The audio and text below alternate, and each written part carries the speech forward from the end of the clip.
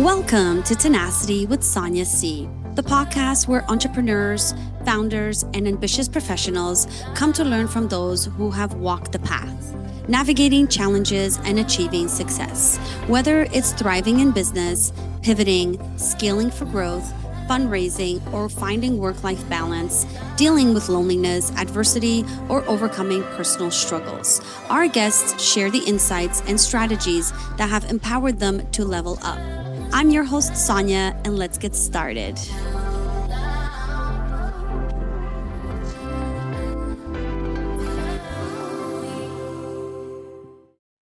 My guest today is Jaze Bordeaux, an award-winning director, writer, and producer whose debut feature film EFC swept over 30 international film awards. Chase isn't just a filmmaker, he's a storyteller, an entrepreneur who's mastered the balance between creativity and business. Today, we're diving into the real journey behind the glamour, from funding an indie film to facing rejection, staying resilient, and building something original in a world that often rewards conformity. Hi, Jace. How are you today? Welcome to the show. Thank you, Sonia, for having me. I'm doing really good today. A really nice fall day today. Oh, I Yeah, probably it shouldn't have is. said that though. I love fall. I'm all about it. I love fall fashion. It's like not too hot, but not too cold, so it feels perfect. Yeah, you can put some nice layers on and really do it up real nice, right? Yeah, Yeah, I love it. Well, yeah. thanks for joining me today. I'm excited to get into this conversation with you. Well, let's get right into it. You've described EFC as a story that defined industry odds. What did those early days look like when you were trying to get your first feature off the ground? Well, in the world of filmmaking, and I often talk a lot about the business of filmmaking, and Mhm. obviously considering the format and the platform we're on, this is very, very applicable. Essentially, that looks like any startup company. Yeah. Doesn't matter if you're in tech or uh, manufacturing. Essentially, you're doing the same thing. You're taking an IP and you're creating a startup around it. Mm-hmm. So you go through a lot of the same struggles any startup would go through, after you're done asking all these questions, which is who's the market? Where are they? How do we get the product to them? How much is it going to Yeah. cost? How are we going to raise the money? And you filter through a lot of that. But in our scenario, and it would be the same, I think, with a lot of industries and sectors, because we're producing independently, the reason why I say the odds are stacked against us is that typically, um, I'm going to quote a stat that was given to me. I think 86, 87% of productions at that level typically don't get through the production process, right? Mm-hmm. And then when you get into post-production, I think half of them don't get through. And then obviously when you get to the distribution phase, it's a much smaller percentage. So I feel like in every business sector, you have kind of those obstacles in front of you. It doesn't matter where it is. But in Mm-hmm. our case, very specifically, that's what I mean by the odds were already against us from day one. Yeah. It being made was already high probability it wouldn't happen. It getting finished was a higher probability it wouldn't happen, and then it actually getting to the market was, uh, even rarer Yeah. probability. And throughout the whole process, we had everything thrown at us to probably fulfill the prophecy of those stats. But so yeah, so when I do look back and see that we did overcome it all at every stage, Mm-hmm. it does give you a sense of accomplishment and some pride. It's like, okay, yeah, it was worth it because now we get to Yeah. move to the next step of the bigger plan that was in play anyways, right? Well, just like any startup, most startups they need funding, and independent filmmaking is no different and can actually be brutal for financially. How did you approach funding and production, and what mindset helped you stay resourceful when resources were limited? One of the things with me being a bit of a lifelong entrepreneur and having a finance background and approaching the creative industry from a business perspective, Mm-hmm. a lot of those skills help me in this endeavor because, again, if you approach it like that, if you have a film, you have a story, all right, what is it going to cost to make that story? And then you have to pretty much build a financial plan. Mm-hmm. And essentially, you have to start to break down how do we fund it? How much money do we need from equity investments? How Mm-hmm. much do we get from the banks? How much do we get from tax credits, which is a whole nother scenario that we can get into. Uh, and for every project, there's a different way to finance it. Mm-hmm. And so every one is is unique in its own way and requires its own kind of financing plan. Uh, Mm-hmm. and when I talk to creatives, the financing plan itself sometimes takes a little bit more time than actually writing the script or developing the script. The amount of time you got to put into building that plan is almost Mm-hmm. essentially the same time you put into developing your story or Mm-hmm. the IP. So the first approach for me is to look at where are we going with this? Is this a smaller scale film that we're building for streaming, or is it being built for this? Is it a macro level project? Mm-hmm. What is it supposed to lead into? No different than, for example, maybe you know, there's a million different types of mortgages you can get out there. I know it's a basic concept, but depending upon the person's unique situation, the acquisition they're looking to make, Mm-hmm. probably depends on who they're calling and like how much is it going to cost them to finance.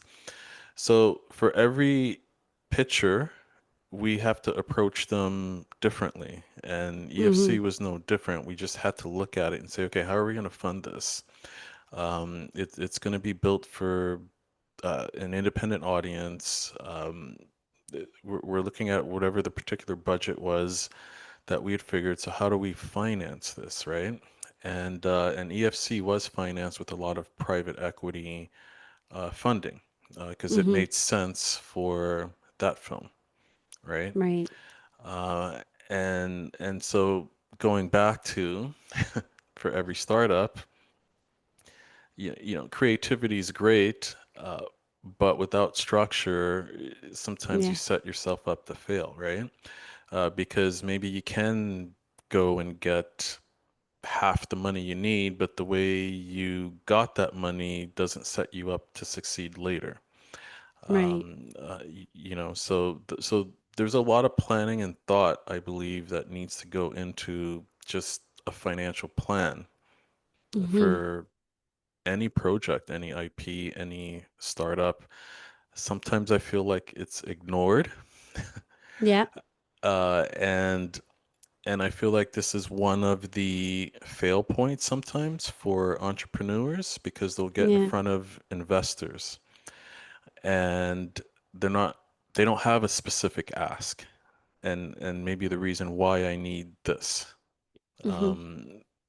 So a lot of time should go into it. And for us, we treated it just like you would, an Amazon company. Yeah. It's no different. You have to look at it the same way, and that's what we did too. Yeah. What's on average like an ask for us, like an independent project? An independent film typically is probably going to be around the 1.2, $1.5 million on a small scale. Mm-hmm. But independent film isn't necessarily just small stuff. They could go as 60, $80 million, right? Yeah. And does that So include like production, marketing, uh, everything? that's a production budget that would include just the production and Okay. post-production. Now, advertising and promotion, we typically calculate about 30% of whatever that budget is. Ah, Some productions spend more. yeah, Sometimes they spend significantly more than what their budget is, right? It just yeah, again, um, Anora came out, I think it was last year, and I believe their production budget was 6 million, but the marketing behind it, the budget was maybe yeah, 5 to 6 times that, yeah, and there was a plan for it. You know, they wanted it to yeah. achieve a certain status because eventually, I'm sure somebody did the numbers. If we can achieve this, then we have a Yeah, shot at selling it afterwards for this. So we'll make our money yeah. back, right? So it just, yeah, it depends It's a on, business. yeah, It's a business, and you want your return on investment, right? the, the formula never changes. Yeah. Yeah, no, I understand. So for every founder or creator, there's a moment where they wonder if it's worth continuing. Did you ever hit that point during EFC? And how did it push you? How did you push through it? Well, EFC was really interesting because it was a very challenging production, and I could even tell you from the first few days that we went into production, we got hit with maybe the worst weather ever in Toronto, Okay. uh, to the point where our studio, the systems are going down, HVACs are going down. Uh, Was it it winter? it was winter. We were shooting right smack in the middle of winter. So any Canadian I'm from filmmaker, Toronto. oh, so you understand what I'm talking Yes. about, yeah. Although we've had some mild winters lately, but for this particular winter was bad, and Yeah. they had said it was the worst ever. It was so bad that even fuel trucks couldn't get into Oh, the wow. city to refuel pumps and gas stations, and we had heat going down. So it threw us off because we're sitting there and we couldn't shoot for like a week. So that's Oh, lost wow. time.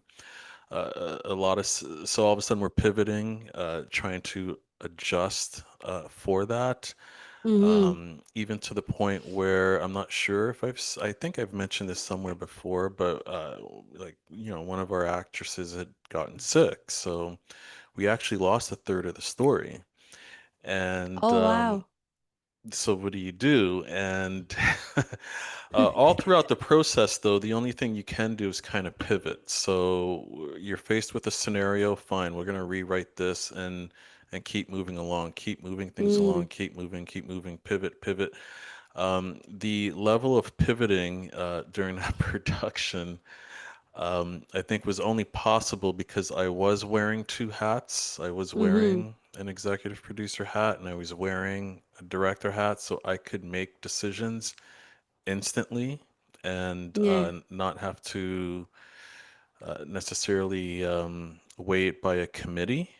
Although Yeah. I collaborate with everyone and I value all opinions, but sometimes when you're in the trenches like that, there are decisions that need to be made, good, bad, Yeah. or ugly.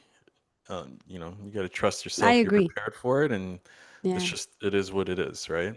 Otherwise, that's how things can slowly go off the rails. Yeah. Yeah, I slowly. agree. Yeah, you look back in a year like, what happened? You know? Yeah. And I think you've mentioned a couple already during our conversation so far, but I always like to ask this one. What was a major failure or learning moment that changed the way you approach leadership today? A major a turning point, I guess you would say. So when I look at a production like, for example, EFC, and you were talking about some of the points that were the hardest, like where we had Mm-hmm. to pivot. And a lot of times, what I tell people is when I had made that decision to move into this creative industry or this industry, I've always had a long-term plan in terms of where I wanted to go and how I wanted to get there. Mm-hmm. some of the pieces to get there weren't necessarily clear, but I had a fairly good idea. So before EFC, there were other productions that Mm-hmm. I had that didn't make it. Um, Yeah. that just for a lot of reasons, whether I had just put turned on the kill switch because I'm like, this is not ready for market, it can't go, or whatever the situation was, right? And Yeah. part of what I learned through that process, which also helped me with EFC, which I do feel like has been a lifelong lesson, which coming back to your question, what's helped me a lot with leadership is discerning. Sometimes I Mm-hmm. call them iron balloons versus helium balloons Okay. because I feel like any founder, any creator, anybody in that position that's starting something, building something, you're going to have 18 million things coming at you every single day, right? Every Mm-hmm. moment, this opportunity, that opportunity. Well, if you adjust what you're doing like this and maybe incorporate whatever it is, um, you can get more funding over here, right? And so Mm-hmm. they're going to come at you fast and furious. And so that's where sometimes a focus is really important, Mm-hmm. um, so that you can make that discernment sometimes between ideas and opportunities and just discern what's an iron balloon, what's going to sink, is this going to sink, or will this idea help things to elevate higher, Yeah. right? So part of that leadership capacity is having that discernment, and I Mm-hmm. feel like a lot of that has come from all the stuff that didn't go right, because it was teaching me how to listen to myself, right? Yeah, yeah, yeah. I can look back and say, well, I knew it, I just didn't listen to myself, right? You go through the process, you do this production, it's your baby, you spend all this time filming, writing, going through the trenches, and all of a sudden you kill the project. What does that feel like after all of that? Yeah, to turn the kill switch on a project. Uh, Yeah.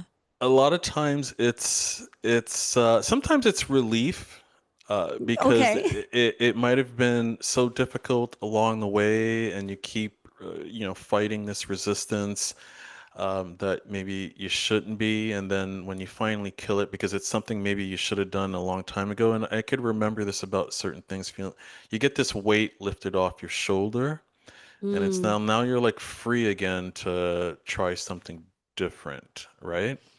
Yeah. Yeah, sometimes it's just a matter of it's not the right time, and you Mm-hmm. know it's on hold, but down the road we're gonna come back Okay. to it, right? Yeah. Okay. So there are, I know, stories we have, scripts we have that were written 15 years ago that I knew it wasn't the right time Mm-hmm. for those stories, but now we're in a time where it's the right time for it. I like we Yeah. have one in our slate because we're working on a sci-fi thriller slate, Monopoly, which that one I wrote somewhere 2010 to 2015, and it was about oddly enough, a digital currency that Okay. the world had disregarded fiat currency and had moved to a digital currency. But the system that was governing it was almost like a Trojan horse. It was like a setup Yeah. to fail. And as time, obviously, I felt like I knew back in that time that story, it just was not the right time. There's a lot of other components. And as cryptocurrency emerged, now with the element of AI, I can put Mm-hmm. names to things in that story that was written before those were mainstream like words. Topics. Yeah. And so now I can go back and look at even that script and say, wow, that was definitely, it wouldn't have worked if we had done it Right. back then. But 3 years from now, this thing's going to work really, really well, right? Yeah. Yeah. So there's that too, which it's nice to be able to sit on that.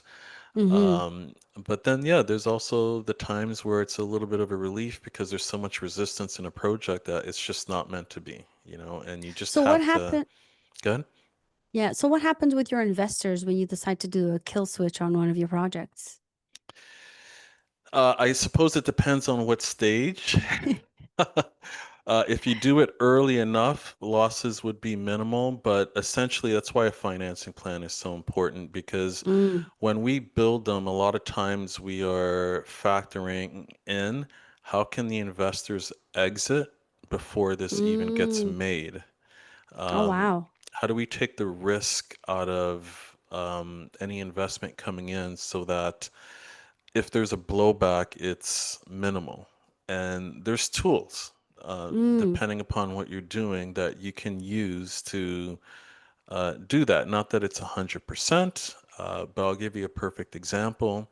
mm-hmm. Let's say, for example, a film is going into production. Well, typically you would get production insurance. If the production doesn't finish by some reason, the bank or the investors are, it's insured, not by like neglect but for whatever reason, somebody's sick, Mm-hmm.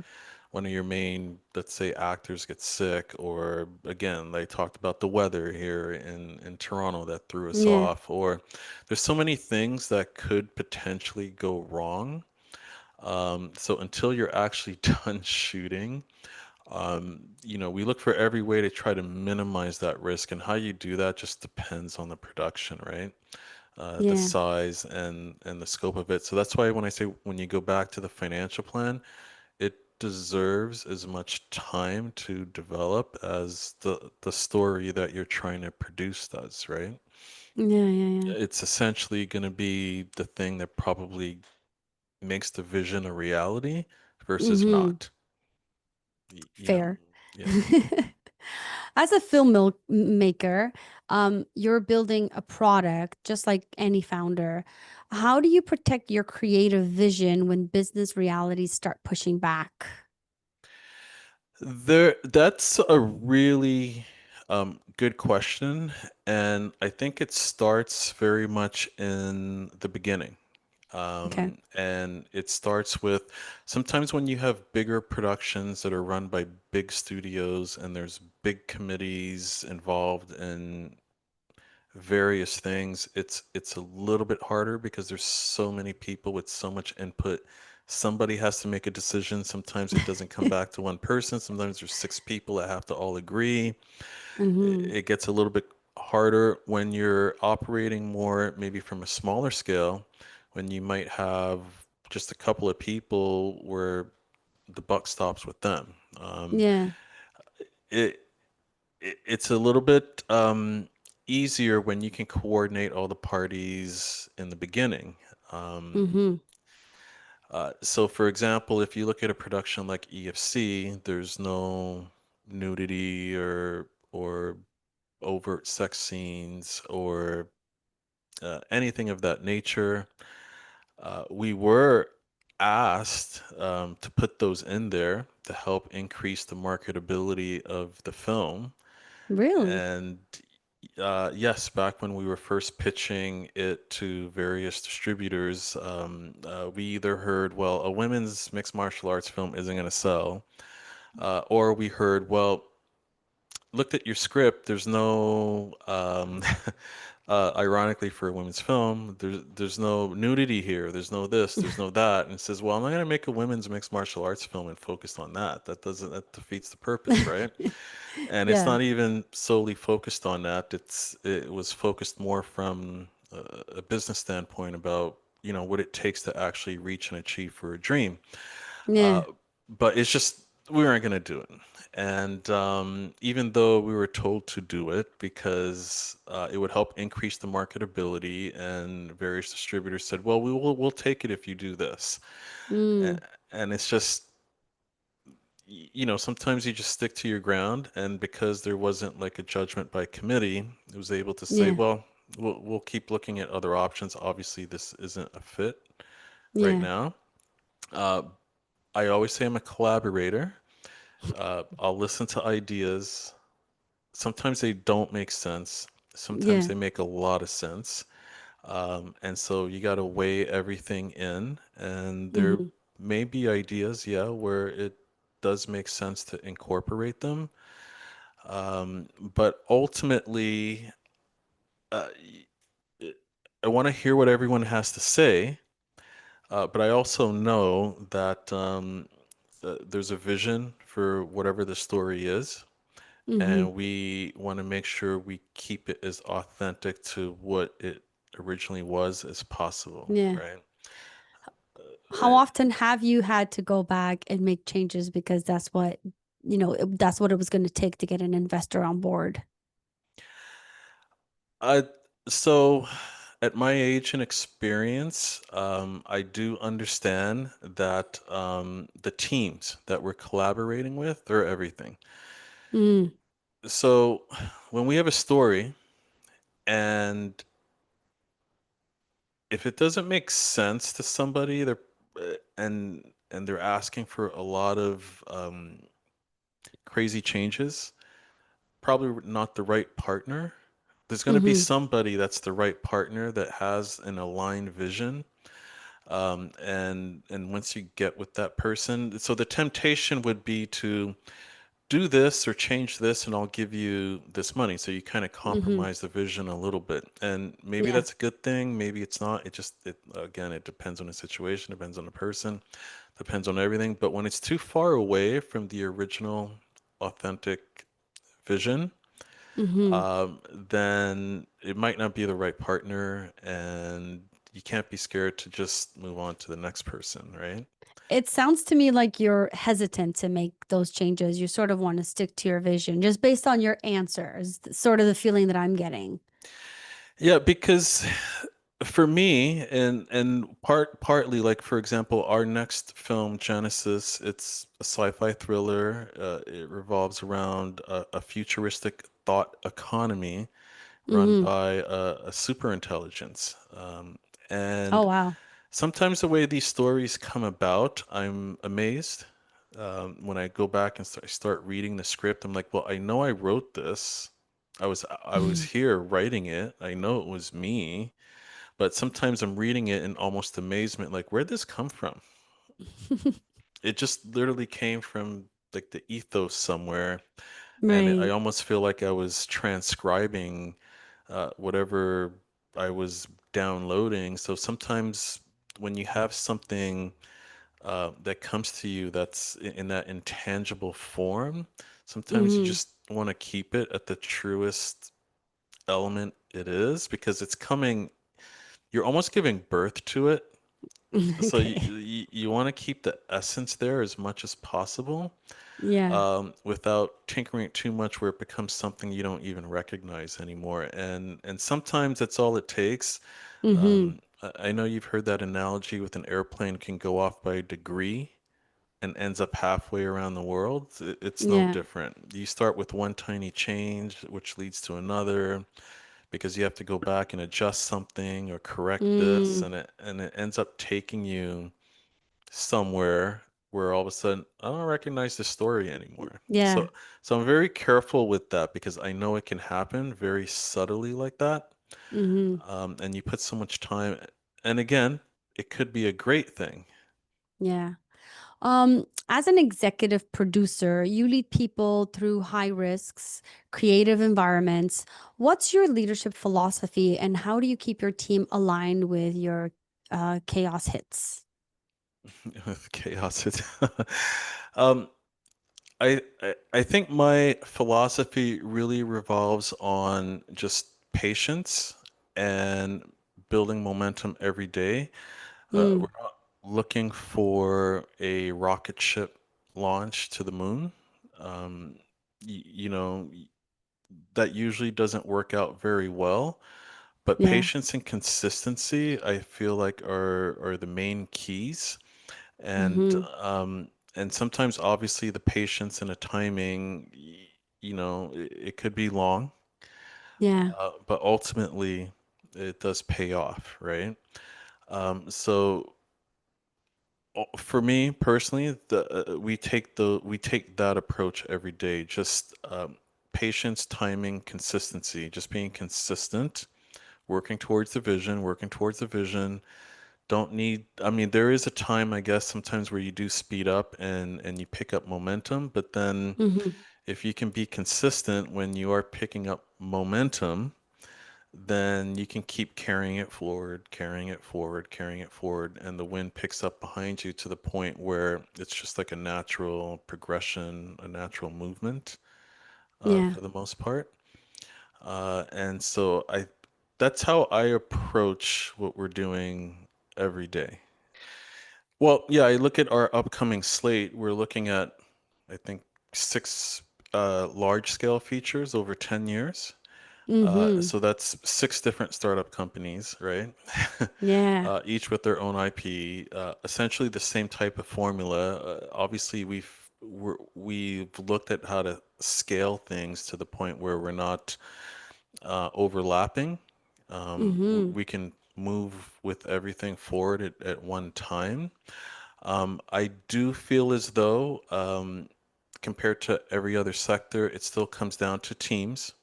You know, who are Yeah. you working with? Who are your teams?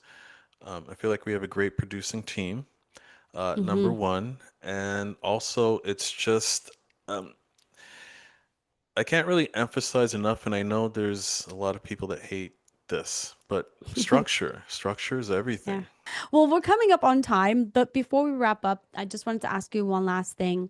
For those listening who are building something original, whether a film, a startup, or a personal brand, what's your biggest piece of advice for turning vision into reality when the odds feel stacked against you? My biggest advice would be, I'd probably have 3 points. One, you can only control what you can control, and that's essentially ultimately how prepared you're going to be for any venture or project you're getting involved in, at Mm-hmm. least up to that point. So you do want to spend a lot of time just preparing, understanding, knowing the business you're in, how it works, who's who, just understanding how the lay of the land works, right? Amazes Mm-hmm. me sometimes when I talk to a lot of entrepreneurs. They know what they're doing or they know what they want to do, but they don't necessarily understand the game that they're getting in and how it works, who the players are, where they are, what's going on, and potentially what's coming up behind them. And that's all Mm-hmm. part of the preparedness part, I feel. Okay. Because then when things happen, it's easier to pivot, adjust, and do what you need to do. The other thing, especially today, and I find myself saying this so much, it's just timing and patience.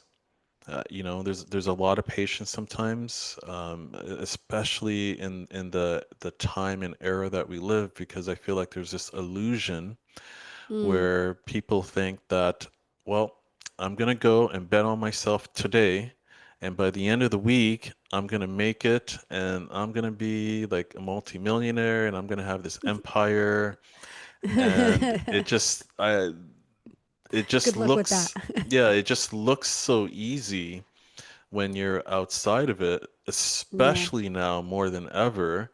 But I call it's an illusion. It doesn't really work like that, right? Yeah. It takes a lot of time and it takes patience, to get to that point where you can achieve that level of success. And then the third thing is that when you build enough momentum, which usually comes with timing and patience, there's a lot of waiting, Mm-hmm. preparing, a lot of preparing, a lot of waiting. And then all of a sudden the time comes. And I learned this from one of my track coaches when I was in eighth grade. I didn't understand it back then. I understood it when I got older for some reason. He said, "Hey, when you get to the finish line," because he looked at me, he says, "I noticed there's something that you do." He says, "The closer you get to the finish line, you slow down a lot. Like you start off running really fast, and the closer you Mm-hmm. get to the finish line, you start to slow down." So he said, "You have to, he says, no, the closer you get to the finish line, the faster you have to go, right?" Yeah. And so I understood later in life that meant once you have like momentum, because momentum's really hard to build, Yeah. you don't slow down, you just You just go faster. go. Yeah. Yeah, you go faster. You know, You slowing start down, slow. you You start start slow, slow. yes, and then when you get closer to finishing, you go faster. Yeah. Yeah. Yeah, I agree with that. Uh, so those are typically the three things. And I know the middle part, which is the timing and patience. However, I will say this.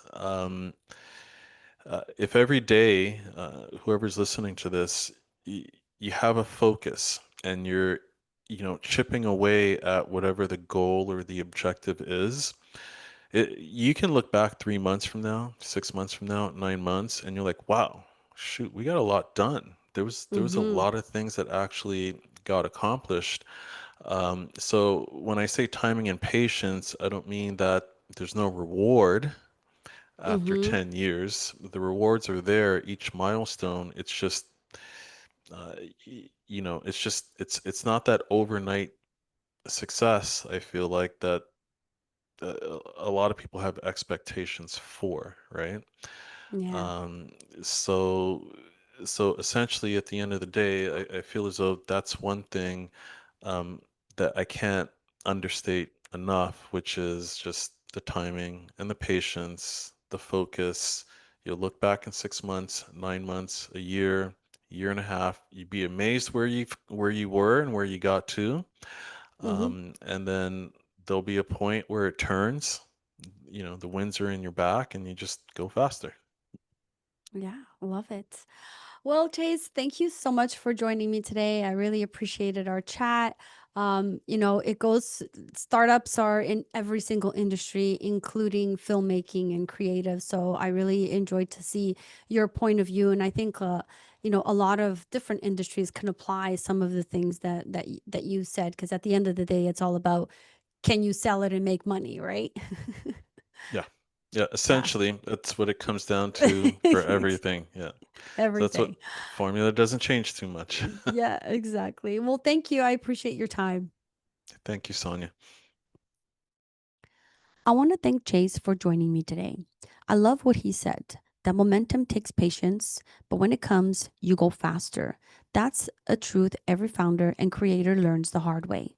You prepare, you wait, you push, and then one day everything clicks and your only job is to keep up. So, whether you're raising capital, rewriting your plan, or rebuilding your vision from scratch, remember this: structure is what keeps your dream alive when inspiration fades, and patience is what turns your vision into reality. And that's a wrap. To our listeners, thank you for joining me on this journey of learning, growth, and inspiration. Don't forget to subscribe to this podcast on your favorite platform and connect with our community on social media. I'd love to hear your feedback, so leave a review and let me know what topics you'd want to explore in future episodes. Remember, the future belongs to those who embrace challenges, adapt with tenacity, and keep pushing forward. Keep growing, keep pivoting, and most importantly, stay tenacious in your pursuits. Thank you for tuning in, and I look forward to bringing you more insightful conversations in our upcoming episodes. This is Sonia signing off, but as always, keep chasing your dreams with tenacity.